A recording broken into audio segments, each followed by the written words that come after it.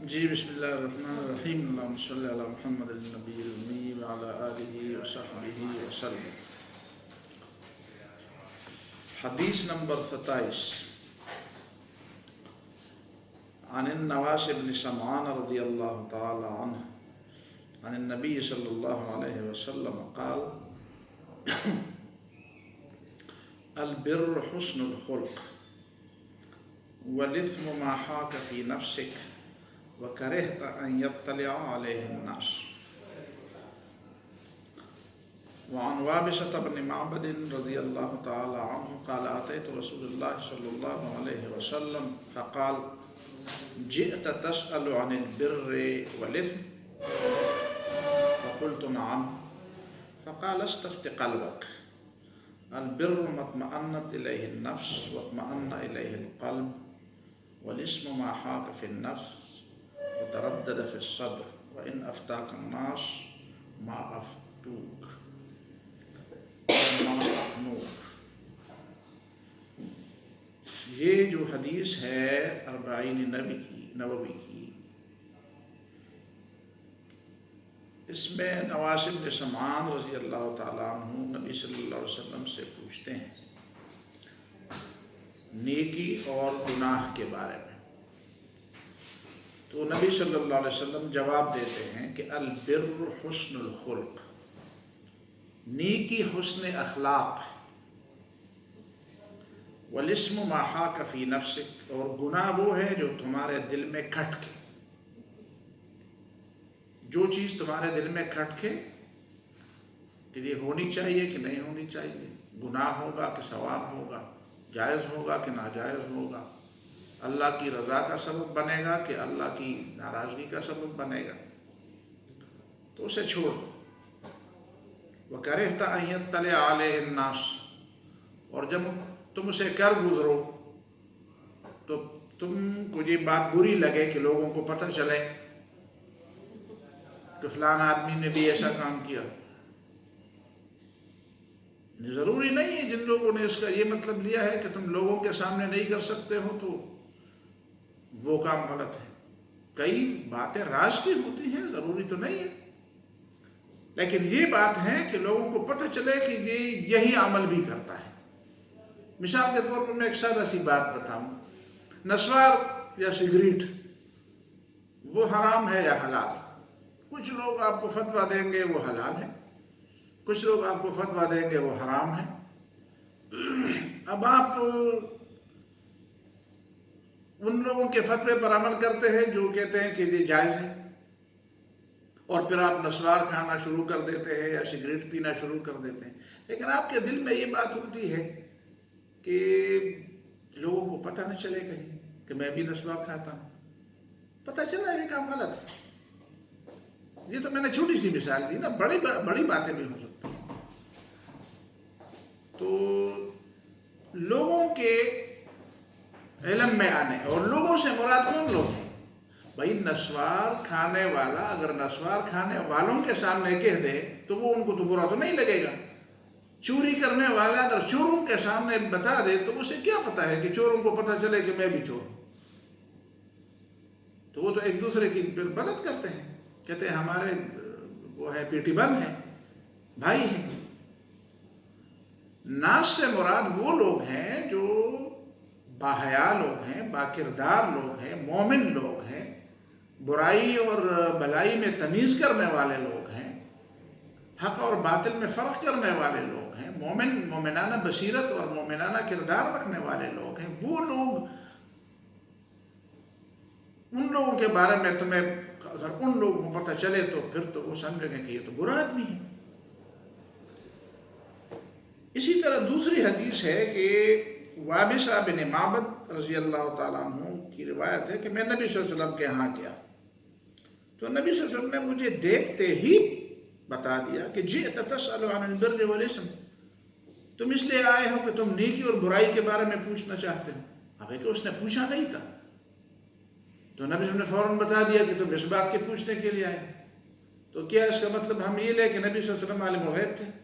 نہیں، عالم الغیب تو نہیں تھے، لیکن وہ جو نور اللہ تعالیٰ نے ان کو اور جو روشنی اللہ تعالیٰ نے ان کو بخشی تھی اس روشنی کی بنیاد پر کبھی کبھی وہ باتیں دیکھ لیتے تھے، اور ایک عام مومن کے لیے بھی اللہ تعالیٰ نے یہ بات رکھ دی ہے۔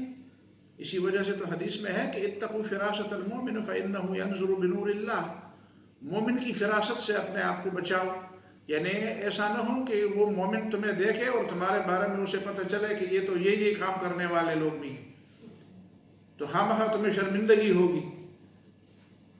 یعنی یہ نہ یہ عقیدہ نہ رکھو کہ وہ عالم الغیب ہے، لیکن یہ مان لو کہ ان لوگوں کو کچھ علامتوں سے پتہ چل جاتا ہے۔ سورہ الحجر کی جو آیت ہے، غالباً 75 نمبر آیت ہے، کہ ان فی ذلک لآیات للمتوسمین، جو لوگ نشانوں سے باتیں معلوم کرتے ہیں، نشانیوں سے پتہ چلاتے ہیں کہ یہ نشانی، اور اس سے پتہ چل جاتا ہے کہ اس طرح کی ہے۔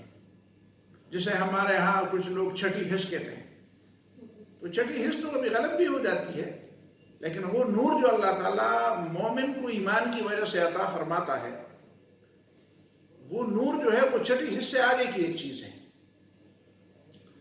اور اس کے نتیجے میں انسان کو پتہ چل جاتا ہے کہ اس ظاہر کے پیچھے جو خرابی چھپی ہوئی ہے وہ کیا ہے۔ البتہ اس کا تعلق جو ہے وہ فتوے سے نہیں ہوتا، سمجھ میں آتی ہے بات؟ یہ ایک بہت لمبی بحث ہے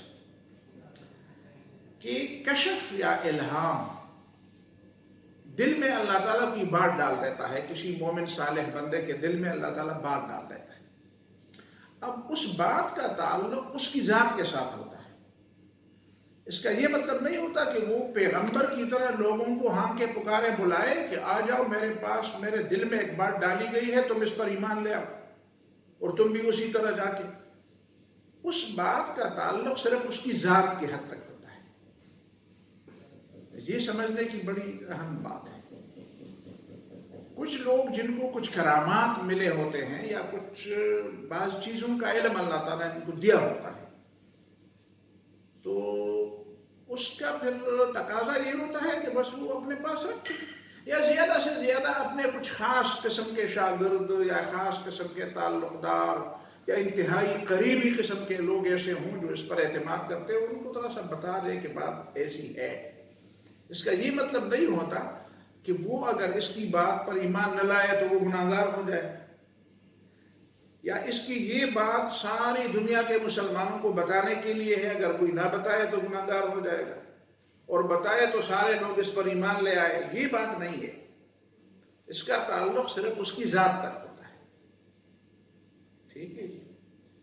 تو اتقوا فراست المؤمن فإنه ينظر، اب نبی صلی اللہ علیہ وسلم کو جو فراست ملی ہوئی تھی وہ تو ظاہر ہے، وہ تو بہت بڑی فراست تھی۔ تو اب آتے ہی نبی صلی اللہ علیہ وسلم پہچان گئے کہ یہ کس سوال کو پوچھنے آئے ہیں، کون سی بات پوچھنا چاہتے ہیں، بس بتا دیا، انہوں نے بتایا۔ باقی اگر کوئی یہ کہتا ہے کہ اس سے پتہ چلا کہ نبی صلی اللہ علیہ وسلم عالم الغیب تھے، تو پھر عالم الغیب تھے تو پھر جس یہودی عورت نے نبی صلی اللہ علیہ وسلم کو بکرے کا گوشت پیش کیا اور اس میں زہر ملایا تھا، تو نبی صلی اللہ علیہ وسلم نے اسے نوالہ کیوں اٹھایا اور اپنے ساتھی کو کیوں کھانے دیا؟ ساتھی بھی تھے، ایک ساتھی نے تناول فرما کر وہ شہید بھی ہو گیا، ایک صحابی شہید بھی ہو گیا۔ وہ انتہائی خطرناک زہر، بس منہ میں ڈالتے ہی اس کا کام ختم۔ اب اگر نبی صلی اللہ علیہ وسلم عالم الغیب تھے تو پھر کیوں؟ اسی طرح حضرت عائشہ رضی اللہ تعالیٰ عنہ کے بارے میں جو باتیں لوگوں نے برائی کی باتیں مشہور کر دی، جھوٹ، بہتان، الزام اور یہ ساری باتیں، تو نبی صلی اللہ علیہ وسلم لوگوں سے پوچھتے کیوں تھے؟ فوراً ممبر پر چل کر لوگوں کو بتاتے کہ لوگوں صبر کرو، 1 مہینے بعد وحی آنے والی ہے اور اس میں حضرت عائشہ کی صفائی کی بات ہو جائے گی، بس بات ختم۔ 1 مہینے تک نبی صلی اللہ علیہ وسلم پریشان رہے۔ تو علم غیب جو ہے اس سے نہیں پتہ چلتا، فراست کی بات ہے، اور اسی فراست کی بات، فراست کے معنی وہ ایک خاص قسم کی مہارت۔ اصل میں تو بنیادی طور فراست جو ہے وہ گھوڑے کے سنبھالنے میں مہارت ہے، فرس گھوڑے کو کہتے ہیں، تو اسی سے فراست لی گئی ہے کہ جو لوگ گھوڑوں کو جانتے ہیں تو یہ گھوڑا ہے اور یہ کس مقصد کے لیے ہے اور یہ کیسا گھوڑا ہے، یہ ایسا نہ ہو کہ وہ دوڑنے میں ناکام ہو یا کوئی اس طرح ہو، مطلب ہے کہ ان کی بڑی قسمیں بھی ہوتی ہیں اور بڑی اس کی مطلب ہے کہ خصوصیات بھی ہوتی ہے. ہر گھوڑا جو ہے وہ گھوڑا نہیں ہوتا، جس طرح ہر انسان ہر آدمی ایک جیسا نہیں ہوتا. وہ ہمارے ایک محترم تھے نا، اللہ تعالیٰ بخشے ان کو، وہ یہ 3 جملے بار بار کہا کرتے تھے: ہر کتاب کتاب نہیں، اور ہر عالم عالم نہیں، اور ہر آدمی آدمی بھی نہیں. دیکھیں نا، ہر آدمی آدمی نہیں ہے، یعنی ہر آدمی سارے آدمی ایک طرح نہیں ہے، ساری کتابیں بھی ایک طرح نہیں ہے. بھائی کتابیں تو انسان نے لکھی ہے تو ایک طرح ہے. اسی طرح وہ ہر عالم عالم بھی نہیں ہے. لوگوں کو زیادہ علم دیا گیا ہے، کچھ لوگوں کو تھوڑا علم دیا گیا ہے. تو یہ باتیں بنیادی طور پر ذہن میں رہے. فراست تو اس نے کہا ہاں نعم، ہاں اے اللہ کے رسول، میں اسی بات کو پوچھنے آیا ہوں. تو نبی صلی اللہ علیہ وسلم نے فرمایا: استفت قلبک، اپنے دل سے فتویٰ لو، دل سے پوچھو دل کیا کہتا ہے. تو دل فتویٰ دے دیتے، کر لو تو کر لو، نہ کر لے تو نہ کر لو.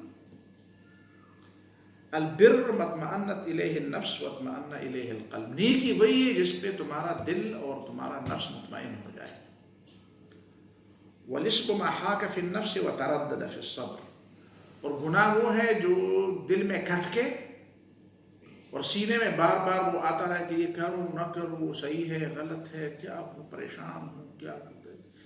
ہمارے یہاں کہتے ہیں ایک جی کہتا ہے کہ کرو، دوسرا جی کہتا ہے یہ اجڑا میں وہی چوکو، بس اجڑا میں وہی چمکاؤ. ہم نے دل کو بھی 2 بنا دیے. حالانکہ اللہ نے فرمایا ایک مرد کے دل میں سینے میں 2 دل نہیں ہوتے. وَإِنْ أَفْتَاكَ النَّاسُ وَأَفْتَوْكَ، اگر جو لوگ تمہیں فتویٰ دے. یہاں بھی وَأَفْتَوْكَ کی تعویل میں بعض لوگوں کو وہ پریشانی ہو جاتی ہے. وہ بھی ٹھیک ہے، افتاک و افتوکا اس میں ظاہر کی طرف نسبت اور ضمیر کی طرف نسبت دونوں طریقے سے استعمال ہوا. لیکن اصل عبارت بعض کتابوں میں یہ لکھی گئی ہے کہ وَإِنْ أَفْتَاكَ النَّاسُ مَا أَفْتَوْكَ، اگرچہ لوگ تمہیں فتویٰ دے جو فتویٰ وہ دینا چاہتے ہیں. اور ایک روایت میں اس کی تعویل یہ بھی کی گئی ہے کہ یہاں پہ افتوک سے مراد ہے اقنوک. وَإِنْ أَفْتَاكَ النَّاسُ وَأَقْنَوْكَ، اگرچہ لوگ تمہیں فتویٰ بھی دے اور تمہیں اس پہ مطمئن بھی کر لے کہ میرا فتویٰ ٹھیک ہے، اس پہ عمل کرو، لیکن تیرا دل نہیں مانتا تو کہتے ہیں یار تم نے تو فتویٰ دے دیا لیکن میرا دل تو نہیں مانتا. اب یہاں پہ سوال پیدا ہوتا ہے کہ اچھا حرام اور حلال اپنے دل سے پوچھیں گے یا خدا اور رسول سے پوچھیں گے؟ آپ کو کیا خیال؟ قرآن میں تو یہی ہے نا، اللہ اور رسول سے پوچھیں گے. حدیث میں بھی یہی ہے، اللہ اور رسول سے پوچھیں گے. یہ حدیث ہمیں بتا دیا کہ اپنے دل سے پوچھیں. تو اس کا کیا مطلب ہوا؟ اس کا مطلب واضح ہے کہ بھئی جو باتیں اللہ اور اس کے رسول نے حرام قرار دیے وہ تو ہیں حرام، اس میں دل سے پوچھنے کا کیا فائدہ، کیا مطلب؟ اس پہ تو دل کو مطمئن ہونا چاہیے کہ بس وہ تو ہیں. شراب حرام ہے، جھوٹ حرام ہے، چوری حرام ہے، ظلم حرام ہے، بس اس میں دل سے پوچھنا کہ اچھا دل سے پوچھو کہ دل بتاؤ شراب حرام ہے کیا حرام، وہ تو اللہ نے رسول نے پہلے سے حرام قرار دیا ہے. تو جو حرام اور حلال پہلے سے شریعت میں متعین ہے وہ یہاں پہ پھر بحث نہیں ہے. ان کے بارے میں تو مومن کو پتہ ہوتا ہے کہ وہ حرام ہے، اس میں دل سے پوچھنے اور مفتی سے پوچھنے کی کیا فائدہ. تو مفتی سے یہ پوچھو گا کہ نماز فرض ہے کہ فرض نہیں، کسی مفتی سے یہ پوچھو گے کہ جھوٹ حرام ہے کہ حلال، ظلم حرام ہے، قتل حرام ہے کہ حلال نہیں. اس سے مفتی سے پوچھنے کی کیا ضرورت ہے. دل سے پوچھنے یا مفتی سے پوچھنے میں ان باتوں کو وہ آپ پوچھیں گے کہ جن کے بارے میں قرآن و سنت خاموش ہے اور اس کے دونوں پہلو آپ کے نظر میں آتے ہیں یا کسی مفتی کے نظر میں آتے ہیں. کسی نے ایک پہلو کو دیکھ کر اس کو ایک طرح بنا دیا، کسی نے دوسرے پہلو کو دیکھ کر اس کو دوسری طرف بتا دیا. اب اس میں ذہن میں یہ بات آتی ہے کہ اب کیا کریں. 2 قسم کے مفتیوں نے فتوے دے دیے، 2 قسم کے دلائل، یا خود مفتی ہے یہ، فرض کرو تم خود مفتی ہو. مفتی کے لیے کوئی مفتی کا لقب نہیں ہونا چاہیے. ہم سے کبھی لوگ پوچھتے ہیں آپ مفتی بھی ہیں، ہمیں ہنسی آتی ہے. بھائی مفتی ہونے کا کیا؟ نبی صلی اللہ علیہ وسلم مفتی تھے. نبی صلی اللہ علیہ وسلم کے 99 ناموں میں مفتی ہے، آپ نے نام لکھے ہوں نا، کتابوں میں لکھے ہیں. تو رسول اللہ صلی اللہ علیہ وسلم کے ناموں میں مفتی ہیں، ابو بکر صدیق کے ناموں میں مفتی ہیں، عمر فاروق کے نام، امام ابو حنیفہ کے نام میں لوگ اچھا نہیں وہ تو مفتی ہے، آپ مفتی ہیں؟ سادہ لوگ ہیں نا، سادہ بھی ہے بیچارے، دوسرے بھی. تو خود ایک آدمی جو دوسروں کو بتا رہا ہے، جو دوسرے اس سے پوچھتے ہیں کہ کیا یہ کریں یہ نہ کریں، اجازت ہے، اسے کوئی مسئلہ درپیش ہے، اسے کوئی مسئلہ درپیش ہے، تو اس کے سامنے بھی دونوں طرف کے دلائل ہیں کہ بھئی اس کو دیکھیں تو چیز ٹھیک لگتی ہے، اسے دیکھیں تو چیز غلط لگتی ہے، اب کیا کروں؟ تو اسے کہا جاتا ہے دل سے پوچھو. اب دل سے پوچھو، دل کیا کہتا ہے. ہم سے کبھی لوگ پوچھتے ہیں یہ کام کر، تو میں ان سے پوچھتا ہوں تمہارے خیال میں، کہتے ہیں یار دل میں بس دل نہیں مانتا. کہتے ہیں اسی لیے تو نہیں مانتا کہ چیز ٹھیک نہیں ہے، اسی لیے تو نہیں مانتا کہ چیز ٹھیک نہیں ہے. یہ اس بات کی. ہاں اس میں یہ بات بھی ہے کہ یہ مومنانہ دل، وہ گناہگار دل نہیں، وہ دل نہیں جو اباحیت پسند ہو، جو کہتے ہیں کل حلال، سب ٹھیک ہے، سب ٹھیک ہے. سمجھ میں آتی ہے؟ نئی نئی چیزیں آتی ہیں نا تو کہتے ہیں سب ٹھیک ہے. بھائی سب کیسے ٹھیک ہو بھائی؟ اصول بتا دیے ہے شریعت نے، اصول بتا دیے. یہ جو مقاصد شریعہ کی بات ہوتی ہے، مقاصد شریعہ کے 5 مقاصد شریعہ ہے، حفظ جان ہے، مال ہے، نسب ہے، عقل ہے، مال، یہ ساری چیزیں، نسب، یہ صرف 5 نہیں ہے. اب دیکھیں نا اس حدیث میں بھی آپ کو گویا کہ مقاصد شریعت کے اصول کی طرف رہنمائی کی گئی ہے کہ مقاصد شریعت میں بنیادی چیزیں ایک یہ بھی ہے کہ مومن کا دل کیا چاہتا ہے، مومن کا دل کس چیز کے اوپر مطمئن ہے. ایک مومنانہ بصیرت رکھنے والا دل، اللہ اور رسول کی باتوں پر مطمئن دل، اللہ کے ذکر پر مطمئن دل، مومن کا دل، وہ کن باتوں کو قبول کرتا ہے اور کن باتوں کو قبول نہیں کرتا. تو یہ وہ بنیادی چیز ہے. اس کو آپ ان ساری باتوں کے تناظر میں اس حدیث کو سمجھنے کی کوشش کریں کہ ایک یہ مومنانہ دل ہے، ہر ایک کا دل نہیں ہے. دوسری یہ کہ کن لوگوں کے سامنے بات رکھنے سے آدمی ڈرتا ہے؟ ان لوگوں کے سامنے جو اباحیت پسند ہے، نہیں، ان لوگوں کے سامنے جو نیک ہے، جو صالح ہے. ٹھیک ہے. اور یہ مومنانہ بصیرت والی بات، مقاصد شریعت کی اس میں تائید ہے.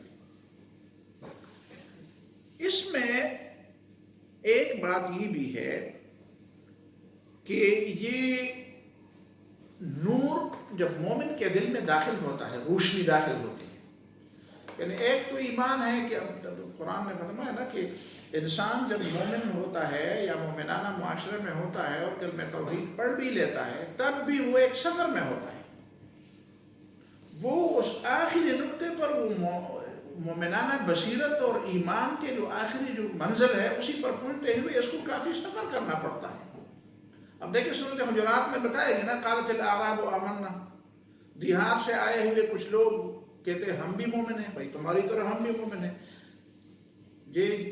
یہ جو آج کل یہ جمہوریت کی بڑی وہ ہے نا، تو اس میں یہ بات ہے کہ جب شورا ہوتی ہے، مثال کے طور پر اچھے مذہبی لوگوں کے ساتھ ایسا ہوتا ہے، شورا ہوتی ہے تو شورا میں آپ بھی ممبر ہیں، میں بھی ممبر ہوں، تو آپ سب سے بڑے عالم ہیں، میں ایک سادہ آدمی ہوں، تو اب میں بات کرتا ہوں، آپ بھی بات کرتے ہیں، تو پھر صدر مجلس ہوتا ہے، یار بس ٹھیک ہے، آپ بھی ممبر ہیں، یہ بھی ممبر ہیں، تو دونوں خدا کا خوف کرو یار، عقل سے کام لو. وہ بھی ممبر ہے، میں بھی ممبر، وہ جانتا ہے اور میں ایک عام ممبر ہوں مثال کے طور پر، وہ عالم ہے، تو اب اس کی بات اور میری بات برابر ہے. هل يستوي الذين يعلمون والذين لا يعلمون.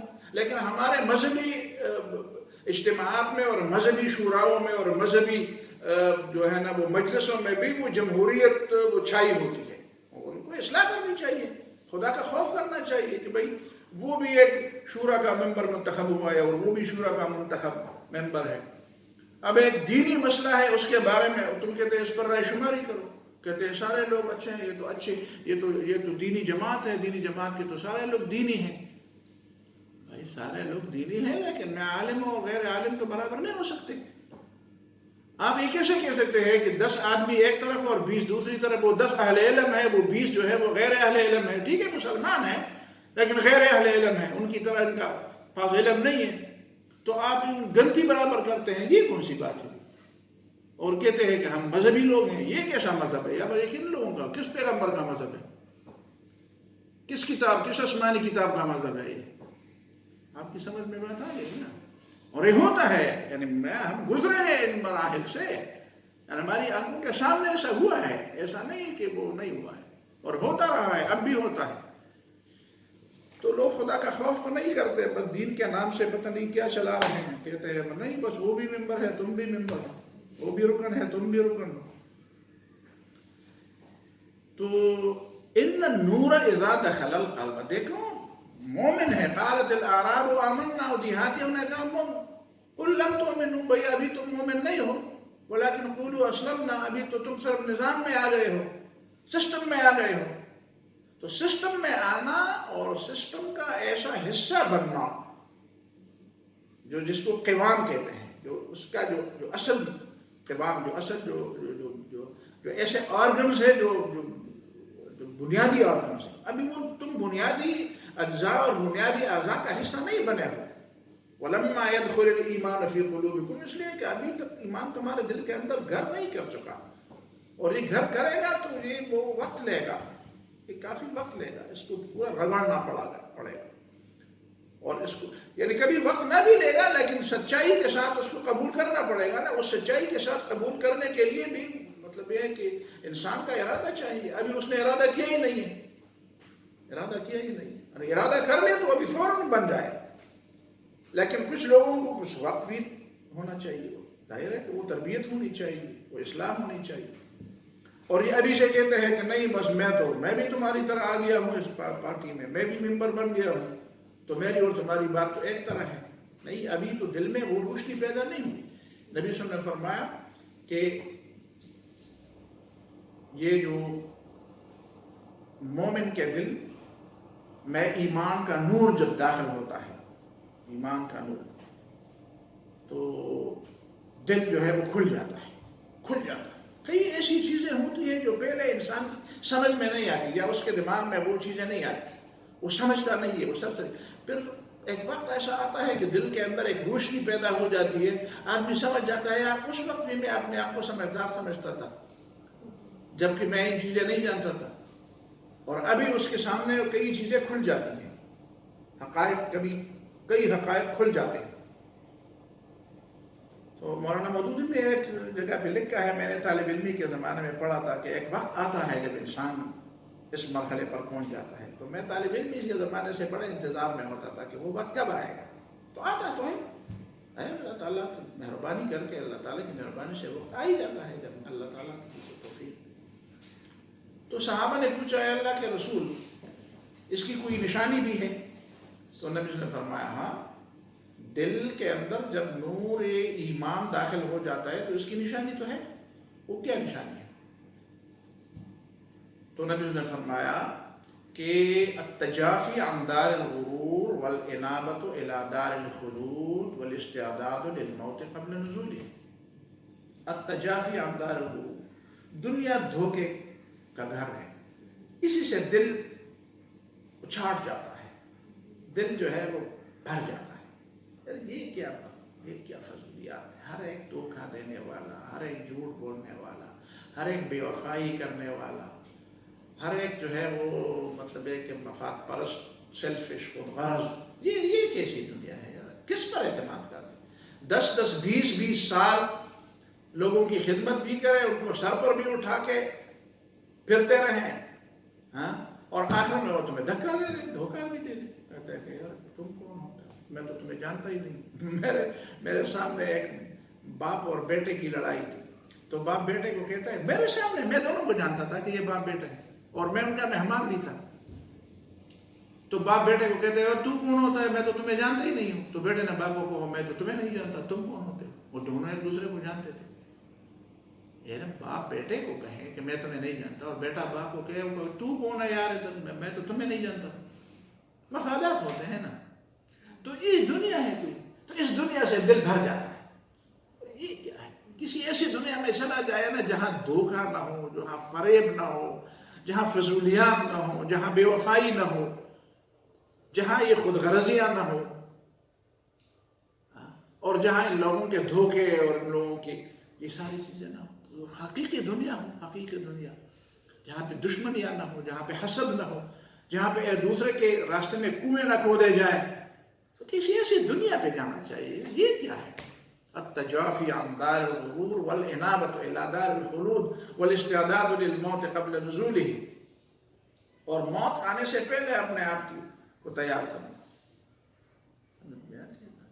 موت کے آنے سے پہلے اپنے آپ کو تیار کرنا. اب دیکھیں نا یہ غزہ کے مسلمانوں نے کیسے، چھوٹے چھوٹے بچے ہیں، چھوٹے چھوٹے بچے ایسی باتیں کرتے ہیں کہ ہمارے ہاں بڑے بڑے شیخ الحدیث بھی نہیں کر سکتے. بڑے بڑے بزرگ جو اپنے آپ کو بزرگ کہتے ہیں، جن کے لوگ ہاتھ چھوٹتے ہیں، وہ بھی مصیبت میں ایسی باتیں نہیں کر سکتے. ایسے ہم لوگوں نے اپنے بچوں کی تربیت کی ہے، ایسے بچوں کی تربیت. وہ زخموں سے چر چر وہ مسکراتے ہیں. ہم جنت کی طرف جانے والے. سارا گھر اور سارا گھرانہ، 40-45 لوگ ایسے ہیں جن کا پورا گھرانہ شہید ہو چکا. اور اب وہ کہتے ہیں بس ہم وہ تو جنت میں چلے گئے، وہ تو جنت میں چلے، ہم بھی ان کے پیچھے جائیں گے. بس ان کو اللہ تعالیٰ نے پہلے بلا لیا. ہم بات تو ٹھیک ہے، انسان ہے، کچھ فریاد بھی ہوتی ہے، کچھ ظاہر ہے، کچھ نبی صلی اللہ علیہ وسلم کے بیٹے بھی جب وفات پا رہا تھا تو ابراہیم تو آنکھوں سے تو آنسو جاری تھے. یہ تو ہم نہیں کہتے کہ فرشتے بن جائیں گے، فرشتے تو نہیں بنے، ہے تو انسان، لیکن اللہ کے فیصلے پر راضی ہیں، اللہ کے فیصلے پر راضی ہیں. تو یہ وہ ایمانی روشنی ہے جو دل کے اندر رہا ہے. یہ روشنی جس دل کے اندر ہو نا، اس دل کو پتہ ہوتا ہے کہ غلط کیا ہے اور ٹھیک کیا ہے. اور یہ جو حدیث میں فرمایا گیا وَإِنْ أَفْتَاكَ النَّاسُ وَأَفْتَوْكَ، تو فتویٰ وہ کیوں دیں گے پھر؟ تو اس سے یہ بھی پتہ چل جاتا ہے کہ ایک تو فتویٰ جو ہے وہ ظاہر پر دیا جاتا ہے. فتویٰ کس چیز پر دیا جاتا ہے؟ ظاہر پر. بھائی مفتی کو حقیقت کا علم تھوڑا ہے کہ اصل بات کیا ہے. اب اس کے لیے وہ ہمارے پشتو کی مشہور مثال ہے نا، وہ ایک قوم کے بارے میں ہے لیکن میں اس کا نام نہیں لوں گا. اس میں یہ ہے کہ ایک آدمی کے اوپر زکوٰۃ واجب ہو گئی، مثلا 10 روپے بھی، پرانے زمانے کی بات ہے، 10 روپے 20 روپے زکوٰۃ واجب ہو گئی. اور اس کے پاس گندم کی فصل بھی آئی تھی تو گندم میں بھی زکوٰۃ عشر واجب ہو گئی. اب اس نے سوچا کہ 10 روپے میں مولوی صاحب کو دے دوں. مولوی صاحب کو زکوٰۃ دیتے تھے، مسجد کے امام کو. یہ بھی ہمارے لوگوں کی ایک عجیب وہ ہے، بس زکوٰۃ سارا مولوی صاحب. بھائی مولوی صاحب کے پاس اگر ایک مولوی صاحب کو میں نے یہ کہتے سنا کہ مولوی صاحب کے جوتے اگر سونے کے ہوں نا تب بھی وہ زکوٰۃ لے لے. اللہ کا خوف کرو یار، وہ باہر لوگ بھوکے مر رہے ہیں، غریب فقیر. وہ جو دہاڑی دار ہے بیچارہ، وہ 800,000 روپے اس زمانے میں لیتا ہے. 800,000 روپے سے اس کا کیا بنے گا؟ وہ تو مسکین ہے. بلکہ میں سمجھتا ہوں یہ عام طور پر جو تنخواہ دار طبقہ ہے نا، یہ بھی مسکین میں شامل. کل میں اپنے بیٹے کو کہہ رہا تھا کہ ایک فقیر ہے اور ایک مسکین ہے. فقیر تو وہ ہے جس کے پاس کچھ بھی نہیں، مسکین وہ ہے جو تنخواہ تو لیتا ہے، اس کے پاس کچھ چیزیں تو ہیں لیکن وہ اس سے اس کا گزارا نہیں ہوتا. اما السفینۃ فکانت لمساکین، وہ سورہ کہف میں جو کشتی تھی وہ کانت لمساکین، وہ مسکینوں کی تھی. تو کشتی مسکینوں کی تھی، تو بھائی کشتی تھی تو مسکین کیسے تھے؟ مثال کے طور پر آج اس کے پاس ایک سوزوکی ہے، ایک وین ہے، ایک رکشہ ہے، تو وہ مسکین ہے. اور رکشہ سارا دن چلا کر اس کے گھر کا سارے اخراجات پورے ہو جاتے ہیں. کچھ تو ہے اس کے پاس لیکن اس سے اس کا خرچہ پورا نہیں ہوتا.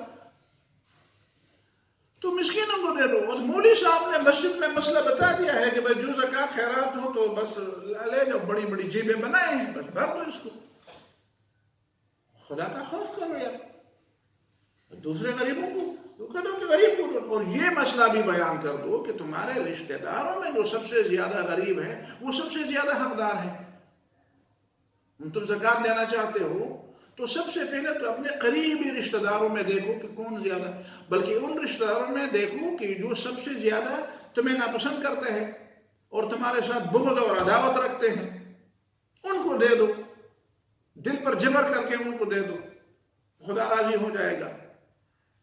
قریب لوگوں کو رشتہ دار. پھر رشتہ داروں کے علاوہ اور بھی کچھ لوگ ہیں بھائی جن کے پاس روٹی کے لیے کچھ نہیں ہے، تو اس کے بارے میں نہیں کہتے کہ بھائی اس کو دے دو. بہرحال یہ تو درمیان میں ضمنی مسئلہ آ گیا، اچھا ہوا کہ بتا دیا. تو اس نے سوچا کہ مولوی صاحب کو تو زکوٰۃ 10 روپے کیسے دوں؟ 10 روپے تو بڑی چیز ہے۔ اس نے سوچا اور شیطان نے اس کو سبق پڑھا دیا۔ شیطان تو سبق پڑھاتا ہے۔ پھر وہ لوگ کہتے ہیں عقل سے کام لیا۔ بھائی عقل سے کام نہیں لیا، شیطان نے تمہیں اپنے اہلکار بنا دیا۔ شیطان نے اس کو سمجھایا اس طرح کرو، مولوی صاحب کوئی عالم الغیب تھوڑا ہے، ایک بالٹی میں یہ گندم بھر دو اور اس گندم کے نیچے اندر یہ 10 روپے بھی رکھ دو، اور مولوی صاحب کو جا کر کہہ دو کہ یہ قبول کر لو زکوٰۃ میں، یہ بالٹی کے اندر جو کچھ ہے سب زکوٰۃ میں قبول کر دے گا۔ اسے کیا پتا ہے کہ اندر 10 روپے بھی ہیں، اور یہ جو گندم ہے یہ تو زیادہ سے زیادہ 4 آنے کے، 2 آنے کے، 8 آنے کے، چلو 1 روپے کی۔ اب اس نے جا کر اس کو کہہ دیا کہ مولوی صاحب یہ زکوٰۃ ہے اللہ کے نام کی، اور اللہ کے نام سے اس کو قبول کر۔ اس نے کہا میں نے قبول کر دیا، زکوٰۃ ہو گئی۔ اس نے کہا مولوی صاحب 1 بالٹی گندم ہے، اس سے کیا کرو گے؟ تو یہ بالٹی میں جو کچھ ہے نا، یہ 1 روپیہ لے لو اور 1 روپے کے بدلے مجھے یہ سب کچھ بیچ دو۔ اس نے کہا یہ تو 8 آنے کی بھی گندم نہیں ہے، وہ یہ 1 روپے کی لیتا ہے، لے لو۔ 1 روپے جیب میں ڈال کر آ گیا، تو اپنی بیوی کو کہتا ہے، اس میں بیوی کا ذکر ہے اس لیے میں بیوی، اپنی بیوی کو کہتے ہیں خدا کو بھی دھوکہ دیا اور مولوی کو بھی دھوکہ دیا، خدا کو بھی دھوکہ دیا اور مولوی کو بھی۔ اب مولوی صاحب بہت بڑے عالم ہیں، اب اس نے فتویٰ دے دیا تمہاری زکوٰۃ ہو گئی۔ اب یہ اگر 1 روپے میں گندم خرید کر اس سے پوچھے کہ مولوی صاحب میری زکوٰۃ ہو گئی، کہ وہ کہتا بالکل ہو گئی جی، آپ کی تو اس لیے ہو گئی کہ آپ نے تو مجھے یعنی 8 آنے کے گندم 1 روپے میں مجھ سے خرید لیا، آپ کی تو ہو ہی گئی، کسی کی ہوئی یا نہیں ہوئی، تمہاری تو ہو گئی۔ کتنا خوش ہو گیا مولوی صاحب۔ تو اب یہ آدمی آئے گا، اب اپنے دل سے پوچھے گا اگر یہ مومن ہے، اس نے تو کھل کر کہہ دیا کہ میں نے خدا کو بھی دھوکہ دیا اور مولوی کو بھی دھوکہ دیا۔ وَإِنْ أَفْتَاكَ النَّاسُ وَأَفْتَوْكَ، مفتی صاحب نے تمہیں فتویٰ دے دیا لیکن تمہیں پتہ ہے کہ تم دھوکہ دے رہے ہو، تو کیسے یہ کام جائز ہوگا؟ وہ خود کہتا ہے نا کہ میں نے دھوکہ دیا خدا کو بھی اور مولوی صاحب کو بھی۔ تو کبھی کبھی مفتی صاحب جو ہے اس کو کیا پتہ ہوتا ہے کہ حقیقت میں بات کیا ہے، یہ مجھ سے پوچھ رہا ہے، وہ تو فتویٰ دے دیتا ہے۔ آگے لوگ فتویٰ کو اچھال کر کہتے ہیں بھائی فلاں مولوی صاحب نے فتویٰ دے دیا ہے، ٹھیک ہے یہ کام، بھائی تم نے کیسے بتا دیا؟ تم نے جو بتا دیا اس کے مطابق اس نے فتویٰ دے دیا، اسے حقیقت کا علم تھوڑا تھا۔ ایک بات، اور دوسری بات اس میں یہ بھی ہے وَإِنْ أَفْتَاكَ النَّاسُ وَأَفْتَوْكَ مَا أَفْتَوْكَ، کہ مفتی بھی 2 قسم کے ہوتے ہیں۔ مفتی اس بات پہ نہ جاؤ کہ سارے مفتی ایک طرح کے، سمجھ میں آتی ہے بات؟ آج کل مجھے 1 2 3 4 مولویوں کے بارے میں لوگوں نے بتایا، کچھ ہمارے پاکستان کے مولوی ہیں، کچھ ایک عرب کا مولوی ہے، وہ پاکستان کے مولوی بھی کہتے ہیں وہ بھائی جب یہودیوں کے خلاف جہاد نہیں ہے، جب صہیونیوں اور امریکیوں کے خلاف جہاد نہیں ہے، تو یہ جہاد کا وہ مسلمان کو مارنا جہاد ہوگا؟ تم یہ کہنا چاہتے ہو؟ اور ایک عرب کا مفتی ہے، کہتے ہیں نہیں جہاد کے لیے تو شرط ہے، تو شیطان اخرس بتاؤ نا وہ شرط کیا ہے؟ حکمران جہاد کرے گا تو وہ حکمران تمہارے حکمران جہاد کریں گے اور وہ اعلان کریں گے جو یہودیوں کے غلام ہیں، جو یہودیوں سے ڈرتے ہیں، یہودیوں کے سامنے سجدے کرتے ہیں، امریکیوں کے سامنے سجدے کرتے ہیں، وہ مولوی اور وہ حکمران جہاد کا فتویٰ دیں گے۔ عجیب بات ہے، غزہ پر جو کچھ ہو رہا ہے اس کا ایک لفظ بھی منہ پر نہیں آتا، اور کہتے ہیں کہ یہ غزہ پر جو کچھ ہو رہا ہے انہوں نے خود جو ہے اسرائیل کو للکار کر خود یہ اپنے اچھا یہ خود، تو اس کا مطلب یہ ہے کہ نبی صلی اللہ علیہ وسلم کے چچا جو حضرت حمزہ جو شہید ہوئے تھے، اس کا الزام ہم نعوذ باللہ نبی صلی اللہ علیہ وسلم کو دے دے، اس لیے کہ نبی صلی اللہ علیہ وسلم نے ہی ایسی جنگ چھیڑ دی جس میں ان کے اور جو حضرت بلال جو ہے مکہ معظمہ میں ان کے اوپر جو ظلم ہو رہا تھا، اس کا الزام نبی صلی اللہ علیہ وسلم کو پھر دیں گے، اس لیے کہ نبی صلی اللہ علیہ وسلم نے آخر وہ بات کر دی جس کے نتیجے میں حضرت بلال وہیں پہ آزمائے گئے اور ستائے گئے۔ یہ ہونا ہے نا، پھر جو کچھ ہوا نبی صلی اللہ علیہ وسلم کے دعوے نبوت کے بعد مسلمان کے ساتھ، احد میں جو کچھ ہوا، مکہ معظمہ میں جو کچھ ہوا، طائف میں جو کچھ ہوا، حنین اور بدر میں جو کچھ ہوا، اس کا سارا الزام اسلام کو دینا، اس لیے کہ نبی صلی اللہ علیہ وسلم نے بات نہیں کی تو حضرت بلال غلام تو تھے لیکن کسی نے اس کو گلی کوچوں میں گھسیٹا تو نہیں تھا، اس کے سینے کے اوپر پتھر تو نہیں رکھے تھے، کسی نے حضرت سمیہ رضی اللہ تعالیٰ عنہ کو नेज़र तो नहीं मारा था, जुल्म किया था, उसको भूखा रखते, प्यासा रखते, धूप में रखते, लेकिन वो जो जुल्म इस्लाम के बाद हुआ वो तो नहीं हुआ ना। तो ये जुल्म ये नबी सल्लल्लाहु अलैहि वसल्लम ने लोगों को सामने लाकर करवाया, तो फिर ये सारा इल्ज़ाम पैगंबर को दे देकर ये मौलवी व इन अफ्ता करना से वाफ्ता। तो मुफ्ती दो किस्म के होते हैं, हर शख्स की लंबी दाढ़ी को और पगड़े को और मतलब है कि उसके जुब्बे और दस्तार को और उसके नाम के आगे पीछे ये साबिक और लाहिकों को मत देखो, ये तो फलान का फारग है, ये तो इतना शागिर्द इतने शागिर्द रखते हैं, तो इतनी फलान का इतने, ये छोड़ो। ये मौलाना मौदूदी कहते हैं बड़े बड़े नाम कर हमें मरूब नहीं किया जा सकता, नामों से हमें न दबाओ। ये कौन सी बात अफ्तावा, हमने पैगंबर ने बता दिया है कि मुफ्ती इस तरह फतवा देंगे। पहले तो ये है कि मतलब ये अच्छे मुफ्ती होते हैं, लेकिन वो उनसे वो फतवा जो देते हैं वो जाहिर पर देते हैं, तो आप उससे नाजायज फायदा न उठाएं। लेकिन दूसरी बात उससे भी कम अहम नहीं है, वो ये है कि मुफ्ती सारे मुफ्ती इस तरह नहीं, बोले खुदा ने इनको मुफ्ती बना दिया है, अल्लाह ताला ने वहाँ जिब्रील के जरिए ऐलान किया है कि ये मुफ्ती ठीक है। आप देखते नहीं है कि इसकी बात गलत है, आप अकल से काम नहीं लेते। तो अकल से काम ले, वही इंसान है, हमारा ऊपर कोई ईमान थोड़ा है, अल्लाह और रसूल पर ईमान है, तो वहीं पे अकल का इस्तेमाल इस तरह करेंगे कि उसकी बात मानेंगे। अल्लाह और रसूल के अलावा जितने भी लोग हैं उन पर हमारा ईमान नहीं है, तो इसका मतलब यह है कि उसकी बात को देखेंगे कि भाई बात कैसी है, वो मानने की भी है कि नहीं। आप कहेंगे कि भाई यार हम तो जाहिल लोग हैं, हम उलमा की बात कैसे मानेंगे। मैं आपको एक छोटी सी मिसाल दूं, भाई इतनी भी नहीं जानते। मैं कुछ साल पहले की बात है, मैं बीमार कराची गया था, तो आना जाना होता है कभी, तो बीमार पड़ गया वहाँ, मतलब बुखार चढ़ गया, पता नहीं जुकाम ये, तो मैं बर्दाश्त करता हूँ, लेकिन बहरहाल वो जो मेरे मेज़बान थे, रिश्तेदार थे, उन्होंने मुझे कहा कि चलो अस्पताल चलते हैं। तो एक हॉस्पिटल चले, बहुत बड़ा हॉस्पिटल था, वहीं पे जाकर पूछा तो कोई वो नहीं थी, कोई डॉक्टर तो नहीं था। तो कहते हैं कि एक खातून डॉक्टर है अगर उससे, मैंने कहा वो कौन सा क्रॉनिक बीमारी है, तो बस ठीक है वो बुखार के लिए कुछ देगी तो चलो उससे कर लेंगे। तो जाकर उससे मैं पूछा कि उसने देखा वहाँ बुखार तो तेज है, तो कहते हैं उस एक लड़के को इशारा किया कि वो सिरिंज लाओ।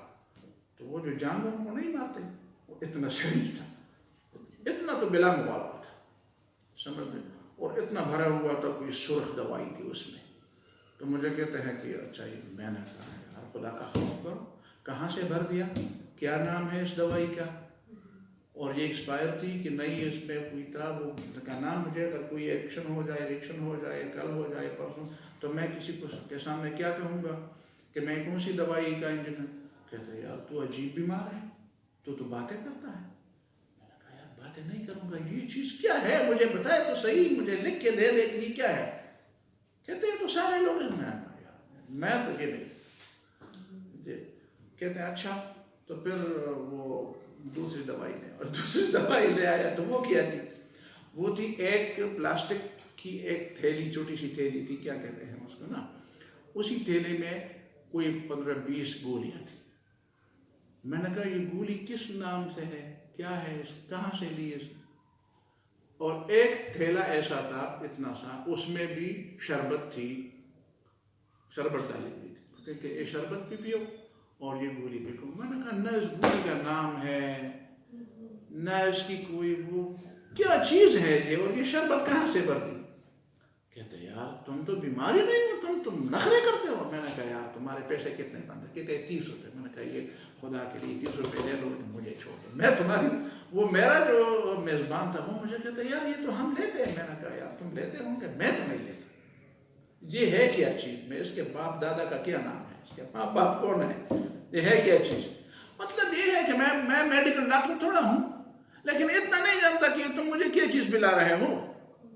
तो तुम आलिम नहीं हो, लेकिन तुम मुफ्ती को नहीं देखता कि तुम वो मुफ्ती कहाँ से है। भाई जी वो एक ख़ास मुल्क का है, उस मुल्क में तो बादशाह के सामने कोई ये नहीं कह सकता कि खुदा एक है। तो ये मुफ्ती हक बेचारा कैसे बोलेगा, मुझे पता है बोलेगा तो ये बाहर क्यों है, ये जेल में क्यों नहीं है, और जेल से बाहर है तो इसका मतलब ये है कि ये तो बादशाहों के मर्जी के मुताबिक होते। इतनी अकल नहीं है लोगों में। तो हमारे मुल्क के اندر جو کچھ ہے ہمیں پتہ ہے. وہ کانگریسی قسم کے فکر کے لوگ ابھی فتوے دے دیتے ہیں. اور یہ مطلب یہ ہے کہ یہ شوشے انہوں نے چھوڑے کہ حماس والے شیعہ ہیں. یہ جھوٹ بولتے ہیں حماس والے اہل سنت والجماعت ہیں، لیکن ان کی فرق ان کے فرقے کے نہیں ہیں. ان کے فرقے کو وہاں پہ کوئی جانتا نہیں ہے. ان کے فرقے کے لوگ نہیں ہیں وہاں پہ جہاد میں. یا شیعہ ہے حزب اللہ والے اور یا حماس ہیں جو سید مودودی رحمہ اللہ اور سید قطب شہید اور حسن البنا شہید رحمہ اللہ کے شاگرد ہیں. اب ان کو یہ بات کٹکتی ہے کہ اچھا یہ مودودی کے شاگرد اور یہ حسن البنا اور سید قطب کے شاگرد اتنے ہو گئے کہ پوری دنیا کے انسانوں کے ذہن انہوں نے تبدیل کر دیا، سوچ کے زاویے تبدیل کر دیے، پوری دنیا کو للکارا، پوری دنیا کو جھنجھوڑا. اور ہمارے لوگ بھائی بس مان لو کہ تم بس تھالیاں چاٹنے والے ہو، مان لو کہ تم نہیں ہو اس میدان کے لوگ، وہ اس میدان کے لوگ ہیں. اب یہ کہتے نہیں ہیں کہ یہ تو پھر کہتے ہیں نہیں یہ اور وہ ایک ہے، فلان ہے، یہ ہے وہ، یہ تو جہاد نہیں ہے، یہ تو ایسا ہوا، یہ تو انہوں نے خود. ایک آدمی مجھے کہتے ہیں، لوگ بات پوچھتے ہیں، مجھے کہتے ہیں یہ 9/11 جیسا ہے. 9/11 میں ایسا ہوا کہ یہودیوں نے خود ایسا کرایا، تو یہ حماس والوں کے ذریعے خود انہوں نے ایسا کرایا. اچھا میں نے کہا خود ایسا کرایا؟ کہتے ہیں. میں نے کہا اس بات پر قائم ہوں؟ کہتے ہیں ہاں. میں نے کہا خود ایسا کرایا تو وہ تو چاہتے تھے کہ محمد بن سلمان کے ذریعے 5-6 اسلامی ملکوں کو اپنے ساتھ ملائے. وہ خواب کہاں گیا؟ وہ خود چاہتے تھے کہ وہ ہمارا خواب چکناچور ہو جائے. کوئی عقل بھی کوئی چیز ہے؟ اسرائیل خود چاہتی ہے، خود انہوں نے چاہا کہ جس کے لیے ہم دن بھر محنت کرتے ہیں کہ سعودی ہمیں تسلیم کر دے اور اس کے ذریعے پھر ساری دنیا تسلیم کر دے اور خاص کر پاکستان بھی تسلیم کر دے، اس اپنے کرائے پر خود پانی پھیر دے. اس کے نتیجے میں تو یہ ہوا نا. اب کوئی مائی کا لال کسی فورم پر کہہ سکتا ہے کہ ہم اسرائیل کو تسلیم کہ چلو پاکستان کے اپنے آپ کو سورما کہتے ہیں، یا سعودی کے جو اپنے آپ کو بہت بڑے بڑے سورما کہتے ہیں، جو اپنے آپ کو بڑے بہادر کہتے ہیں، وہ بولے اس زمانے میں اس وقت بولے کہ ہم اسرائیل کو تسلیم کر لیں گے. تو انہوں نے یہ 9/11 کی طرح خود ایسا کیا کہ ہمارے لوگ اسی طرح ذلیل ہو جائے اور ہم خود بھی ذلیل ہو جائے. تو کچھ عقل سے کام بھی لینی چاہیے. بہرحال یہ اس حوالے سے کچھ چیزیں تھی جو میں نے آپ کے سامنے رکھی. سمجھنے کی ضرورت ہے اور اللہ تعالیٰ سے نور مانگنے کی. نبی صلی اللہ علیہ وسلم خود مانگتے تھے اللہم اجعل لی نورا، اللہ مجھے بصیرت دو، مجھے روشنی دو. واجعل من فوقی نورا ومن تحتی نورا ومن یمینی نورا وعن شمالی نورا وعن امامی نورا وعن ورائی نورا. یا اللہ مجھے چاروں چھ اطراف میں نور ہی نور.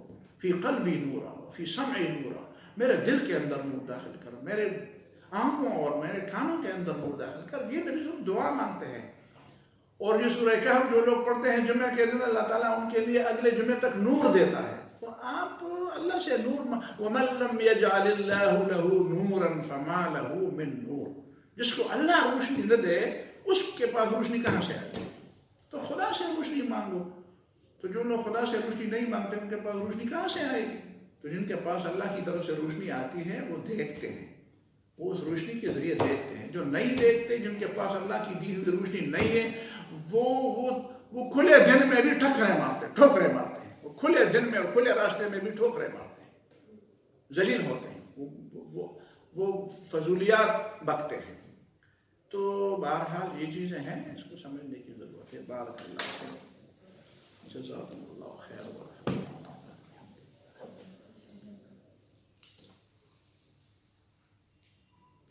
ده بندول ولا شيء